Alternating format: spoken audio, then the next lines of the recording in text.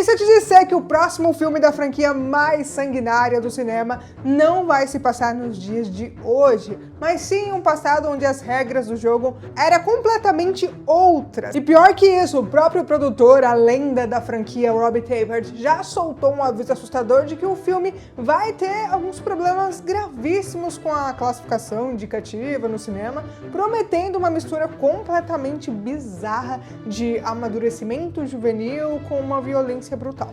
E assim, gente, a franquia Evil Dead tá abandonando a sua zona de conforto e entrando na sua era mais visceral e sombria. O título oficial acabou de ser revelado. Acabou, né, gente? Não faz tanto tempo que eles revelaram. E ele não é apenas um nome, é uma declaração de intenções, como eu disse lá em Burn e expliquei pra vocês. Esquece o terror claustrofóbico de Rise, esquece os demônios que a gente conhece. Aqui, a gente tá prestes a encarar a fúria absoluta. O 7º filme da saga tem o nome oficial de Evil Dead Wrath. E aí, pessoal, eu sou a Tayla Moitinho e hoje a gente vai dissecar absolutamente cada detalhe oficial e todos os vazamentos insanos que cercam Evil Dead Wrath. E não confunda aqui com Burn, porque é outro filme, tá? A gente vai mergulhar na mente perturbadora e genial do diretor Francis Gallup, destrinchar o elenco de peso recém-anunciado que tá indo direto pra esse matadouro e resolver o maior mistério que esse título tá carregando, que é como a história ambientada em 1972 vai se conectar com os 3 Necronomicons que a gente conhece lá em Army of Darkness. Então, bora pro vídeo.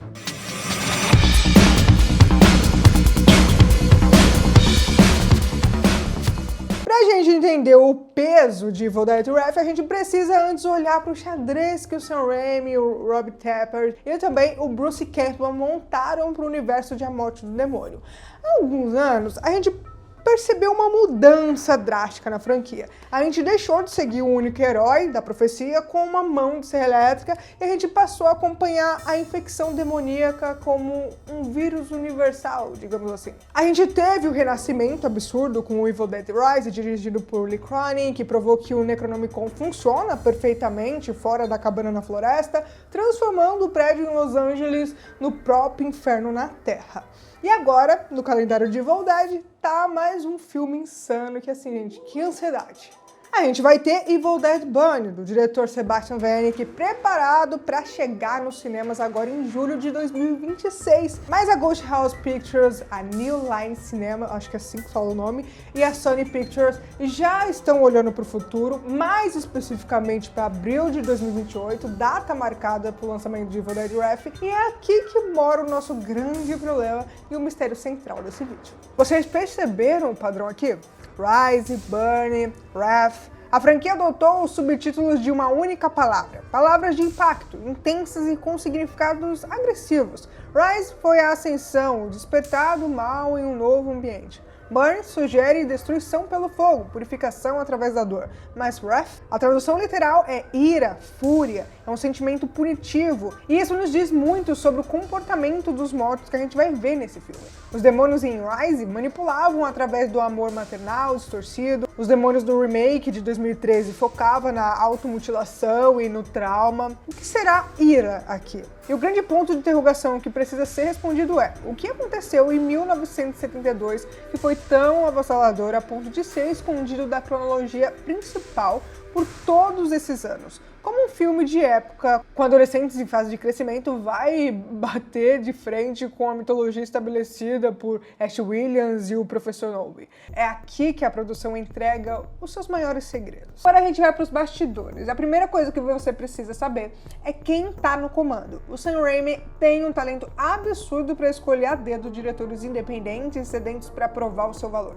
Ele fez isso com o Faye Álvares em 2013, fez isso com o Lee Cronin, fez isso com o Wernick agora, e a gente, pelo jeito, vai ver o Francis Gallup mostrar pra que ele veio. Se você assistiu o filme dele, A Última Parada do Arizona, você sabe exatamente o que esperar. O Gallup é um mestre absoluto em criar tensão em um único ambiente, ele sabe colocar vários personagens em uma panela de pressão, fechar a tampa e deixar o calor aumentar até que todos se matem. Essa é a essência do horror contínuo. E pra garantir que o sangue jorre com qualidade, que os fãs exigem, inclusive, pra mim, Evil Dead sem sangue não é Evil Dead. Eles levaram a produção inteira pra Nova Zelândia. Pra quem não sabe, a Nova Zelândia é o terreno sagrado moderno da franquia. Foi lá que eles filmaram Ash vs Evil Dead, foi lá que filmaram Rise e lá que gravaram Bunny também. Voltar pra Nova Zelândia significa continuar utilizando os mesmos estúdios focados em efeitos práticos absurdos, maquiagens nojentas e litros infinitos de xarope de milho vermelho. O legado visual tá garantido aqui. Mas o que o Gallup vai fazer com o elenco? Bom, a gente tem nomes de altíssimo calibre aqui, do horror, ação, enfim.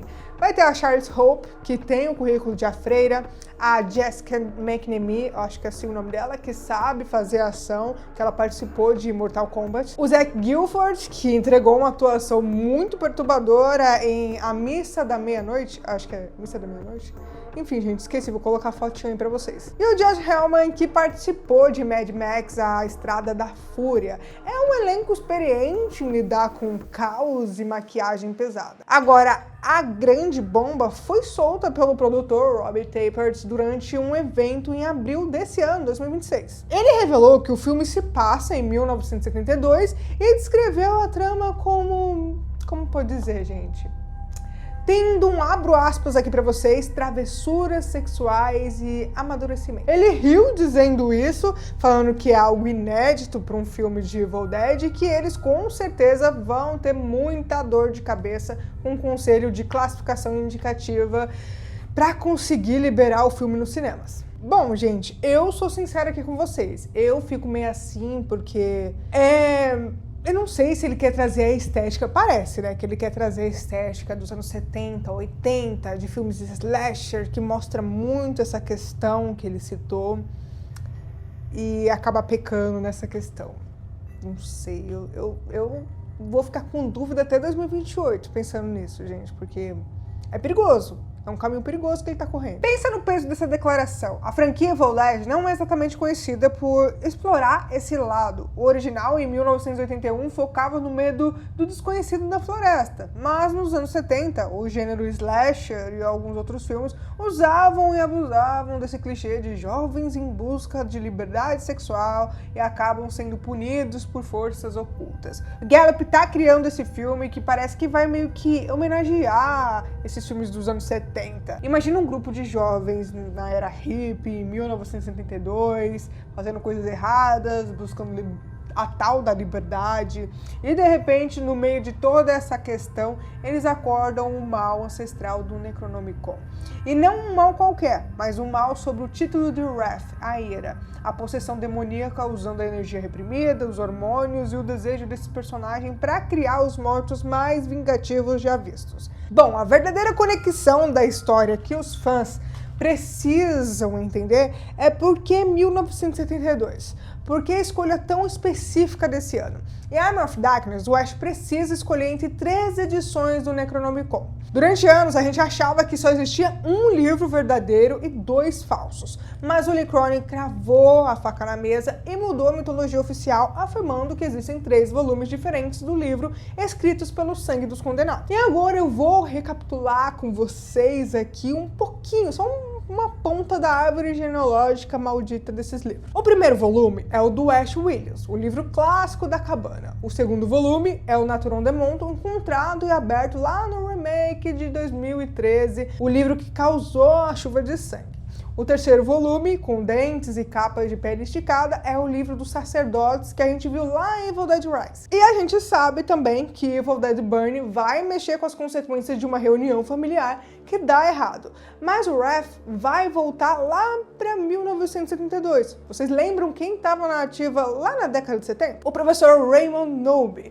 Pois é, no filme original, em 1981, o Knowby encontra o Necronomicon nas ruínas do Castelo de Kanda durante os anos 70 e leva lá para a famosa cabana. E se a fúria demoníaca do Wrath não for sobre o livro novo, mas sim sobre a história de origem de descoberta do primeiro livro? E se esses jovens, em 1972, forem as pessoas que encontraram o Necronomicon antes do Knowby levar para a cabana? Ou indo um pouquinho mais longe aqui, E se essa questão do livro, a ira, for a consequência do despertar do próprio demônio original lá, o Kandarian, obrigando o Nobi a tentar esconder o livro nas ruínas, falhando e desencadeando o inferno do Ash em 1981. A palavra Wrath pode trazer o jeito desse novo demônio. Os Deaths não são apenas zumbis sem cérebro, vamos dizer assim. Eles têm personalidade sádica. E o título indica que a natureza da possessão é baseada em vingança, em ira. Isso significa que o demônio vai usar a raiva guardada dos personagens um contra os outros. Assim, gente, filmes desse porte, ainda mais lá atrás, os filmes mais antigos, grupos de amigos adolescentes têm inveja, traições, segredos sujos guardados, tudo que eles puderem enfiar dentro dessa bolha eles vão fazer. O Death, na ira, não vai apenas rasgar a carne deles e tudo mais. Ele vai usar os segredos íntimos para destruir o psicológico de cada um deles antes do golpe final. É uma questão até que interessante de se ver, mas é o que eu falei, é um caminho difícil de correr. Tudo que a gente tá vendo aponta para um fato que a Ghost House Pictures descobriu a fórmula perfeita para manter Evil Dead eternamente imortal.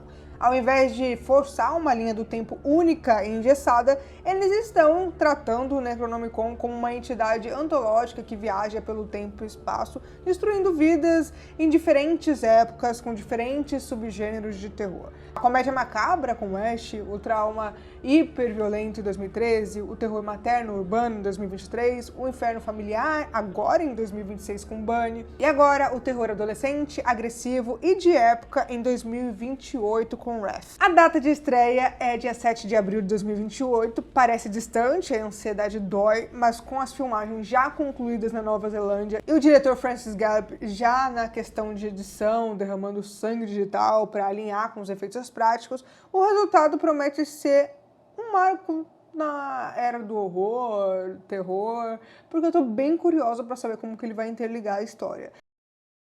Mas agora eu quero saber de vocês aí. O que vocês acham que significa a palavra Wrath nesse contexto? É o demônio mais agressivo de todos? Ou sei lá, é uma história sobre uma vingança adolescente? Será que a gente vai ver o professor lá?